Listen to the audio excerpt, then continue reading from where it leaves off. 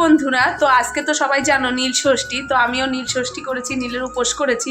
সকাল থেকে অনেক রান্নার কাজ বাড়ছিল, নিজে মন্দিরে স্নান করে পুজো দিয়েছি, সেইভাবে তোমাদের সামনে আসা হয়নি। তো এখন একটু শুয়ে আছি, রেস্ট নিচ্ছি, একটু পরে রেডি হয়ে মন্দিরে যাব পুজো দিতে। তো সেই চলো এখন থেকে ভিডিওটা কন্টিনিউ করা যাক। তো দেখো আমরা এরকম সেজে নিয়েছি, সুপ্রিয়াও চলে এসেছে। প্রত্যেক বছর কিছু হোক না হোক আমরা নীল পুজোয় আমি আর সুপ্রিয়া একসঙ্গে জল ঢালি। তো এবছরও তার অন্যতা হয়নি, আমরা দুজন, সুপ্রিয়া এসেছে, এখন আমরা দুজনে মিলে যাব জল ঢালতে। নীল পুজো আর না আর এক সময় আমরা একসঙ্গে জল ঢালি, জল ঢালা বিজয়া দশমীতে। আর আমাদের ক্যামেরাম্যান হয় ঐশী, ঐশী আমাদের ভিডিও ধরে দেয়। আমার অনি থাকে না, বেশিরভাগই ঘুমায়, নয় অন্য কোথাও কোনো ব্যাপারে যায়, কিন্তু ঐশী থাকে অল টাইম আমাদের সঙ্গে।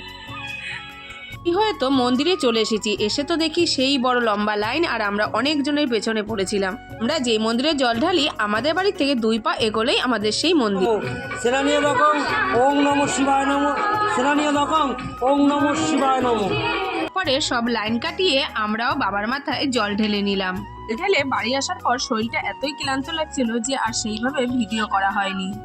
কি বলতো, সকাল থেকে সেইভাবে কাজের চাপে ভিডিও করা হয়নি। শেষ মুহূর্তে বনু এসে বললো, এদি আজকে নীল ষষ্ঠী, সেইভাবে একটু ভিডিও কর, তবে না মনে থাকবে সারা জীবন স্মৃতিটা। এইভাবেই ভিডিওটা করা। তো আজকের ভিডিও এটুকু, দেখা হচ্ছে খুব তাড়াতাড়ি অন্য ভিডিওর সঙ্গে।